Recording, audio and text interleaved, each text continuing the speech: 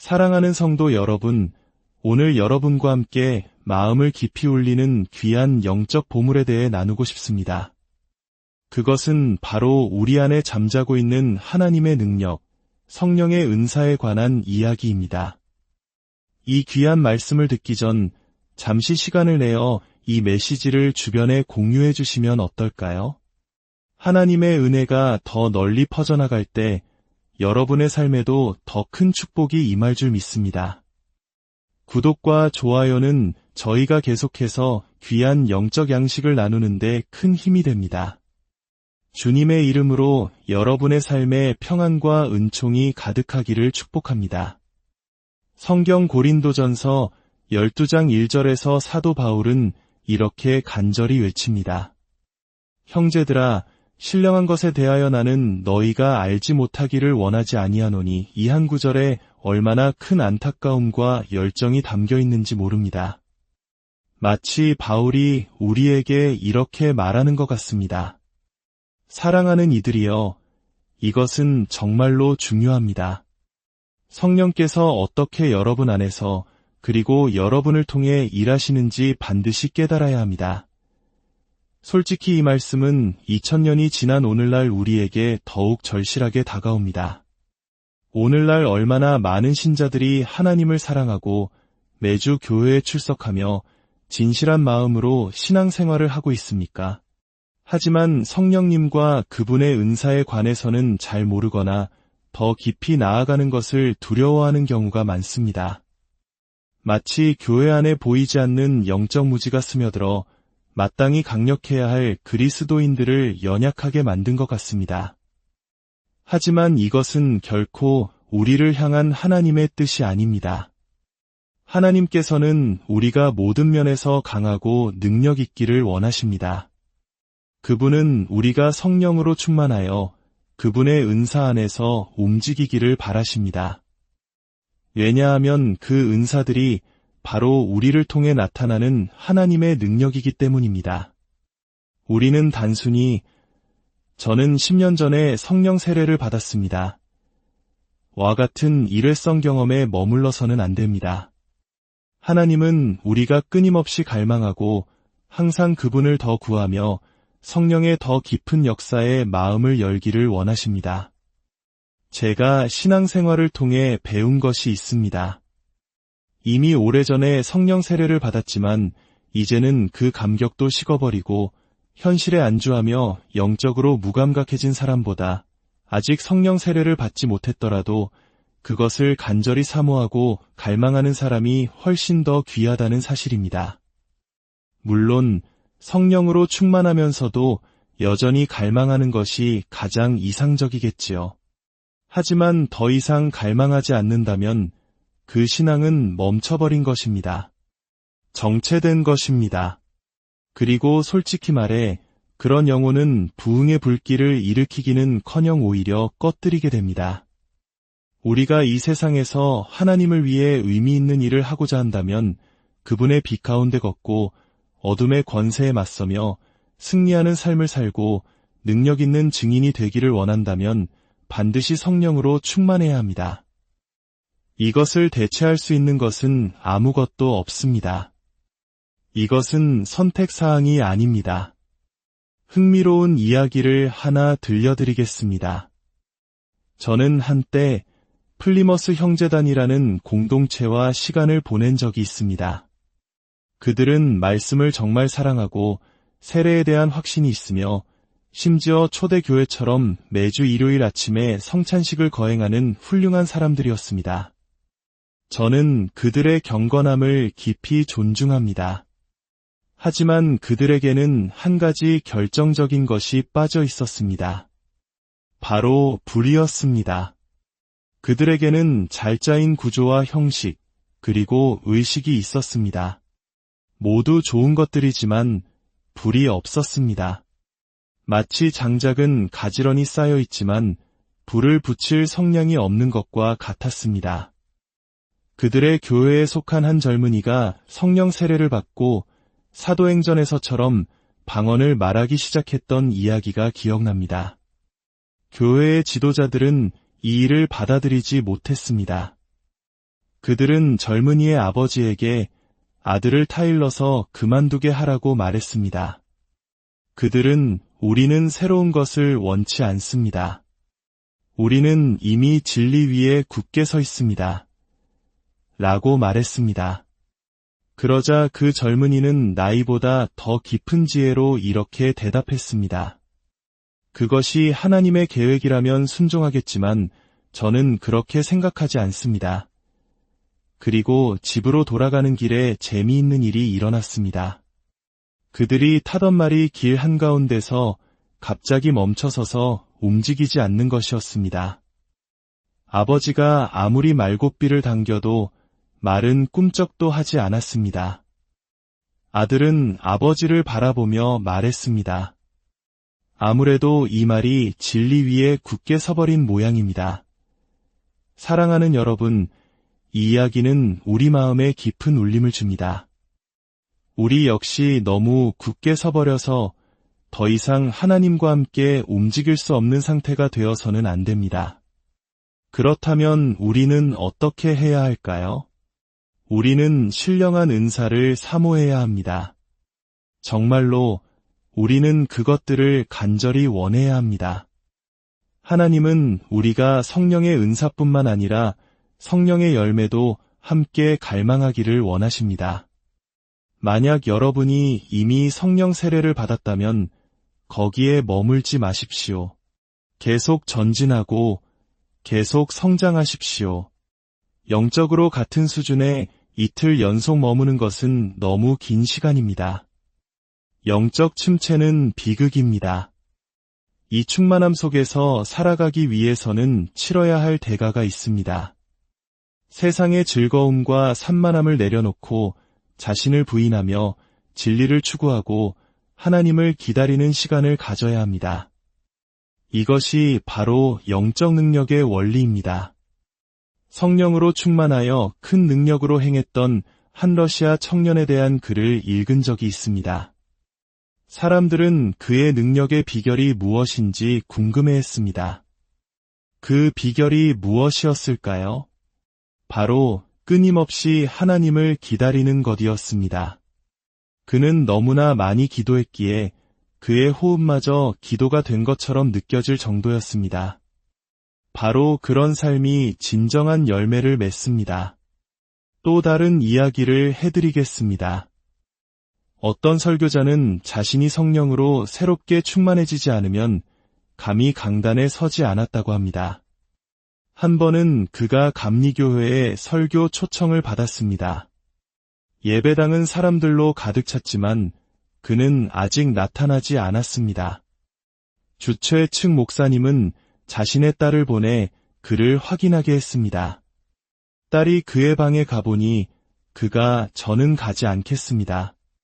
저는 가지 않겠습니다. 라고 부르짖는 소리가 들렸습니다. 딸은 그가 오기를 거부한다고 생각하고 3번이나 아버지에게 달려가 보고했습니다.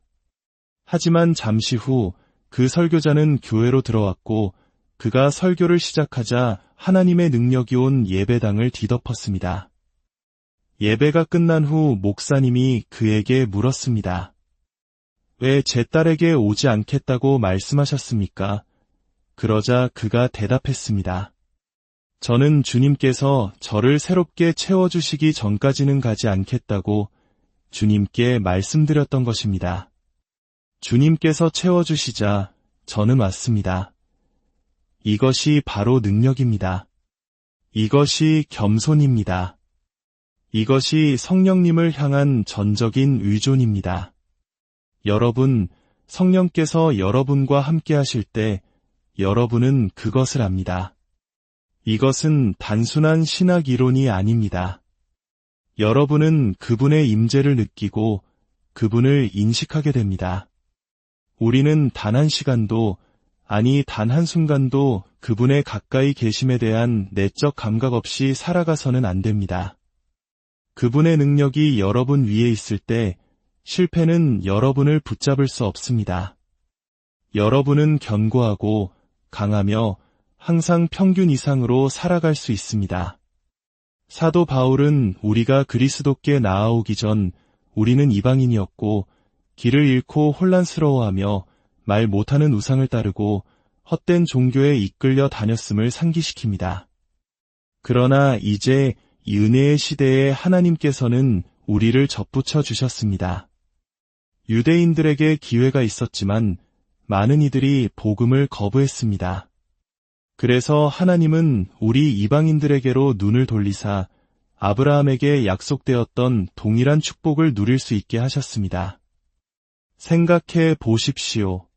하나님께서 아브라함에게 약속하신 모든 것이 이제 믿음과 성령을 통해 우리에게 주어졌습니다. 여기서 우리가 붙잡아야 할 중요한 진리가 있습니다. 하나님의 영으로 말하는 자는 누구도 예수는 저주를 받을지어다 하지 아니하고 또 성령으로 아니하고는 누구든지 예수를 주시라 할 수 없습니다. 이것은 세상에 하나님을 대변한다고 주장하는 수많은 종교적 목소리가 있지만 그것을 분별하는 시험대가 있다는 의미입니다. 그들이 예수님을 주님으로 높이는가? 그들이 그분의 신성을 존중하는가? 그들이 그분을 드높이는가? 세상에는 예수님을 격하시키고 지옥을 부인하며 그분의 주되심과 능력을 부인하는 거짓 가르침들이 있습니다. 그러나 성령으로 세례받은 사람 중에는 결코 그러한 거짓 교리를 붙들고 있는 사람을 찾아볼 수 없을 것입니다. 진정한 성령의 역사는 언제나 예수 그리스도를 모든 것의 으뜸과 중심으로 높이기 때문입니다. 누군가가 예수님을 높이지 않고 그분을 최우선 중심으로 삼지 않는다면 그는 하나님의 영으로 행하는 것이 아닙니다. 이제 은사의 다양성에 대해 이야기해 봅시다. 이것은 성령께서 어떻게 일하시는지 이해하는데 매우 중요한 부분입니다. 바울은 고린도전서 12장에서 은사는 여러 가지나 성령은 같고 라고 말합니다. 이것은 모든 사람이 같은 은사로 일하는 것은 아니지만 하나님으로부터 흘러나오는 모든 은사는 한 성령, 곧 성령님을 통해 온다는 의미입니다. 성령님이야말로 모든 참된 영적 은사의 근원이십니다. 은사는 우리가 배우거나 만들어내거나 책에서 얻는 것이 아닙니다. 그것은 순종하는 그릇 안에서 그리고 그를 통해 일하시는 성령님의 역사입니다. 또한 직분은 여러 가지나 주는 같으며 라고 말합니다. 각 은사가 표현되는 방식은 사람마다 다를 수 있습니다. 어떤 사람은 기도를 통해 치유의 은사를 나타내고 다른 사람은 안수를 통해 또 다른 사람은 명령의 말을 통해 나타낼 수 있습니다. 하지만 이 모든 것은 같은 주님에 의한 것입니다. 참으로 아름답지 않습니까? 하나님은 다양성을 사랑하십니다. 그리고 바울은 더 깊이 들어갑니다. 또 사역은 여러 가지나 모든 것을 모든 사람 가운데서 이루시는 하나님은 같으니, 다시 말해 다른 사람들, 다른 스타일, 다른 방법들이 있지만 그 모든 것의 배후에는 한 분 하나님이 계십니다. 이것은 마치 교회 한 곡과 같습니다. 모든 악기는 저마다의 소리를 내지만 함께 어우러져 강력하고 영광스러운 화음을 만들어냅니다. 이제 귀를 기울여 주십시오. 다음 부분은 정말 중요합니다. 바울은 말합니다. 각 사람에게 성령을 나타내심은 유익하게 하려 하심이라. 이것은 이 은사들이 몇몇 특별한 사람들만을 위한 것이 아니라는 뜻입니다. 사도나 선지자, 복음 전하는 자들만을 위해 예비된 것이 아닙니다. 아닙니다. 이 은사들은 모든 신자를 위한 것입니다. 만약 여러분이 성령으로 충만하다면 성령의 나타남은 바로 당신을 위한 것입니다. 그렇습니다. 바로 여러분을 위한 것입니다. 그리고 이 나타남의 목적은 무엇일까요? 바로 다른 사람들을 축복하고 그리스도의 몸된 교회를 세우기 위함입니다. 여러분을 영적으로 대단해 보이게 하거나 중요하게 만들기 위한 것이 아닙니다. 직함이나 사역 브랜드를 갖기 위한 것도 아닙니다. 은사는 섬김을 위한 것입니다. 하나님의 능력으로 다른 이들을 섬길 때 성령께서는 우리를 통해 자신을 나타내시어온 교회가 유익을 얻게 하십니다. 몇 가지 은사들을 살펴보겠습니다. 바울은 지혜의 말씀으로 시작합니다. 이것은 단순히 타고난 똑똑함이나 경험이 아닙니다. 이것은 초자연적인 지혜, 즉 특정 상황에 대한 방향이나 이해를 주는 신적인 통찰의 번뜩임입니다. 책 한 권 분량의 지식이 아니라 바로 그 순간에 필요한 한 말씀입니다. 그리고 그것은 성령을 통해 옵니다. 다음은 지식의 말씀입니다. 이 역시 책에서 얻는 지식이 아닙니다. 초자연적인 지식입니다. 성령께서 여러분이 스스로는 도저히 알 수 없는 사실들을 드러내시는 것입니다. 베드로가 아나니아와 삽비라가 거짓말하는 것을 알았을 때처럼 말입니다. 그는 추측한 것이 아닙니다. 성령께서 그것을 드러내셨습니다. 그것이 바로 행동으로 나타난 지식의 말씀입니다. 그리고 바울은 믿음에 대해 말합니다. 모든 신자에게는 구원 얻는 믿음이 있습니다. 하지만 이것은 다릅니다. 이것은 믿음의 은사입니다. 이것은 여러분의 이성으로는 감당할 수 없는 크고 담대한 일을 위해 하나님을 믿을 수 있는 압도적인 성령께서 주시는 능력입니다. 불가능한 상황 속에서도 흔들리지 않는 믿음, 산을 옮기라고 명령하고 그대로 될 줄 아는 그런 종류의 믿음입니다. 다음은 병 고치는 은사입니다. 은사들이라고 복수로 되어 있는 것에 주목하십시오. 왜일까요? 치유가 일어나는 방식이 다양하기 때문입니다. 육체적 치유, 정서적 치유, 해방 등이 있습니다. 그리고 이것들은 다양한 수단을 통해 올 수 있습니다. 어떤 치유는 즉각적이고 어떤 것은 점진적이지만 이 모든 것은 하나님의 영으로부터 흘러나옵니다. 그리고 사랑하는 여러분, 이 은사는 오늘날에도 여전히 유효합니다. 다음으로 능력 행함이 있습니다. 이것은 치유를 넘어섭니다. 기적은 공급, 보호, 귀신을 쫓아내는 것, 초자연적 개입 등 자연 법칙을 신적인 방식으로 뛰어넘는 모든 것을 포함할 수 있습니다. 기적은 하나님께 영광을 돌리고 그것을 목격하는 사람들의 믿음을 세웁니다. 다음은 예언입니다. 이것은 강력한 은사이지만 안타깝게도 종종 오해를 받습니다. 진정한 예언은 점을 치는 것이 아닙니다. 미래를 추측하는 것도 아닙니다. 그것은 하나님의 마음으로부터 온 메시지를 말하는 것입니다. 때로는 미래를 예고하는 예고를 포함하기도 하지만 대부분은 하나님의 백성을 강하게 하고 격려하며 위로하기 위해 하나님께서 지금 하시는 말씀을 선포하는 대언입니다. 다음은 영들 분별함입니다. 이 은사는 오늘날 너무나 필요합니다. 이 은사는 어떤 것이 성령으로부터 온 것인지, 악한 영으로부터 온 것인지, 아니면 단순히 인간의 감정인지를 감지하게 해줍니다. 마치 영적인 엑스레이 시력과 같습니다.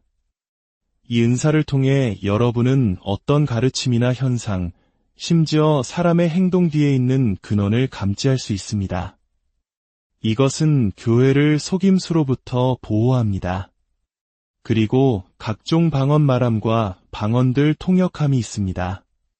방언을 말하는 것은 성령 세례의 표적이며 입문점이라고 할 수 있습니다. 하지만 방언의 은사는 다릅니다.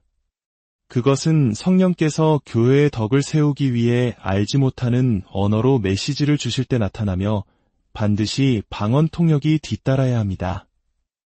방언 통역은 성령께서 그 메시지가 사람들이 이해할 수 있는 언어로 무엇을 의미하는지 드러내시는 것입니다. 이 두 은사는 함께 작용하여 예언처럼 교회를 세웁니다. 어떤 분들은 저는 아무 은사도 없어요 라고 말할지 모릅니다. 하지만 사랑하는 여러분, 그것은 사실이 아닙니다. 성령께서는 그분의 뜻대로 각 사람에게 나누어 주십니다. 그것은 여러분에게도 은사가 있다는 뜻입니다. 하나 이상일 수도 있습니다. 여러분이 하나님을 향한 갈망을 유지하고 순종하며 걸어가고 믿음을 일깨울 때 그분은 그 은사들을 드러내시고 여러분을 통해 사용하실 것입니다. 이것은 노력으로 얻는 것이 아닙니다. 은사는 노력으로 버는 것이 아니지만 우리는 성령께 자신을 내어드릴 수 있습니다. 자신을 그분이 사용하실 수 있도록 내어드리고 겸손함을 유지하며 순결하게 거하고 말씀으로 충만할 때 성령께서는 여러분 안에서 그리고 여러분을 통해 그분의 은사를 나타내실 것입니다. 하지만 이것을 이해해야 합니다. 성령의 은사는 장난감이 아닙니다. 그것은 도구이며 거룩한 것입니다. 사람들이 그것을 과시나 통제, 조종을 위해 사용하려 할 때 그것은 성령을 근심하게 합니다. 그렇기 때문에 분별이 중요하고 카리스마보다 인격이 더 중요한 것입니다. 하나님은 거룩함 가운데 걷기를 거부하는 그릇에 기름을 붓지 않으실 것입니다. 그러니 그렇습니다. 신령한 은사를 간절히 사모하십시오. 그것은 성경적입니다. 하지만 동시에 성령의 열매를 맺는 것을 기억하십시오. 사랑, 희락, 화평, 오래 참음, 자비, 양선. 왜냐하면 은사는 강력하지만 열매는 여러분을 예수님처럼 만들어주기 때문입니다. 결론적으로 이 말씀을 드리고 싶습니다. 성령님을 두려워하지 마십시오. 영적 은사를 무서워하지 마십시오. 그것들은 이상하거나 위험한 것이 아닙니다. 그것들은 신적이고 거룩하며 여러분의 유익과 하나님의 영광을 위해 주어진 것입니다. 전통이 여러분을 그것들로부터 멀어지게 하지 못하게 하십시오. 두려움이 여러분을 막지 못하게 하십시오. 지성주의가 그 불을 끄지 못하게 하십시오. 어린아이처럼 되십시오. 마음을 여십시오. 갈망하십시오. 왜냐하면 은사들이 순수하게 성령의 인도하심에 따라 운용될 때 교회는 살아나고 사람들은 치유받고 잃어버린 자들은 구원받으며 묶인 자들은 자유케 되고 예수님께서 영광을 받으시기 때문입니다. 은사가 무엇이며 왜 주어졌는지를 살펴보았으니 이제 다음 질문은 어떻게 그 안에서 움직일 수 있는가? 입니다. 영적 은사를 이해하는 것과 그 안에서 걸으며 실제로 성령께서 움직이실 수 있는 통로가 되는 것은 전혀 다른 차원의 이야기입니다. 바울이 고린도전서 12장 31절에서 말한 것으로 돌아가 봅시다. 너희는 더욱 큰 은사를 사모하라. 사모하라는 말은 열정을 가지고 갈망하라는 뜻입니다. 이 문제에 대해 대수롭지 않게 여기지 말고 쫓아가고 갈망하라고 말하는 것과 같습니다. 이 갈망이야말로 하늘의 주목을 끄는 것입니다. 하나님은 갈망과 믿음에 응답하십니다. 그분은 아무것도 강요하지 않으십니다. 하지만 여러분이 밀고 들어가고 찾고 구하고 두드리면 그분은 문을 여실 것입니다. 그리고 순종이 바로 여기서 시작됩니다. 여러분이 하나님께서 무언가를 말하거나 누군가를 위해 기도하기를 원하신다는 조용하고 내적인 감각, 작은 감동을 느끼는 것에서부터 시작될 수 있습니다. 그것이 성령님의 음성입니다. 만약 여러분이 그 부드러운 재촉에 순종하면 그분은 더 많은 것을 주실 것입니다. 하지만 그것을 무시하면 여러분의 영적인 귀는 점점 둔해질 것입니다. 여기 정말 중요한 것이 있습니다. 은사는 영성의 증거가 아닙니다. 누군가 예언하거나 병자를 고치거나 기적을 행한다고 해서 그들이 성숙함이나 거룩함 가운데 걷고 있다는 의미는 아닙니다. 은사는 보상이 아니라 선물입니다. 그것들은 개인의 선함으로 얻는 것이 아니라 성령께서 값없이 주시는 것입니다. 이것이 바로 바울이 고린도전서 12장에서 모든 강력한 은사들을 나열한 후 곧바로 사랑에 관한 장인 13장으로 넘어가는 이유입니다. 사랑이 없으면 은사는 소음이 될 뿐입니다. 사랑이 없으면 예언과 방언도 공허합니다. 만약 여러분이 영적 은사에 대해 진지하다면 사랑 안에서 걷는 것에도 진지해야 합니다. 사랑은 하나님의 능력이 흐르는 강바닥과 같습니다. 성령께서는 결코 여러분을 혼란으로 이끌지 않으십니다. 하나님은 무질서의 하나님이 아니십니다. 그러므로 은사들이 운영될 때, 특히 교회 예배와 같은 공적인 환경에서는 그것들이 강력할지라도 항상 질서와 명확함, 그리고 평화의 분위기를 지닐 것입니다. 이 모든 것을 이해하기 전에 은사 안에서 걷기 시작해야 할 때도 있습니다. 모든 것을 완벽하게 해내려는 욕구가 오히려 여러분이 첫 발을 내딛지 못하게 막을 수 있습니다. 영적 은사는 종종 행함을 통해 배웁니다. 무언가를 감지하고 순종하고 움직일 때 성령께서 여러분을 가르치십니다. 마치 물 위를 걸었던 베드로와 같습니다. 그는 먼저 배 밖으로 나와야 했습니다. 그는 예수님의 오라는 말씀에 단순히 응답했습니다. 마지막으로 이것을 기억하십시오.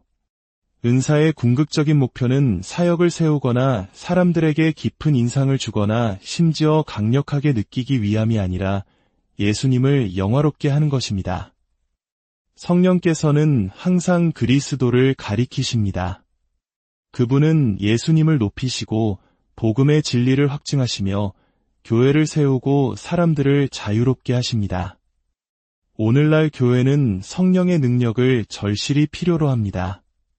잘 다듬어진 설교와 아름다운 찬양뿐만 아니라 성령의 나타남과 능력을 필요로 합니다.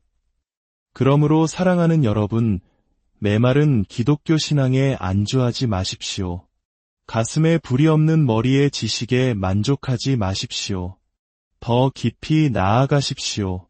신령한 은사를 사모하십시오. 여러분이 완벽해서가 아니라 여러분이 자신을 내어드렸기 때문에 하나님께서 여러분을 사용하시도록 하십시오. 그렇게 할 때 여러분은 성령 안에서 걷는 것이 특별한 사람들만을 위한 것이 아니라 감히 믿고 순종하며 사랑하는 모든 신자를 위한 것임을 발견하게 될 것입니다. 주님의 크신 은혜가 여러분의 삶에 늘 함께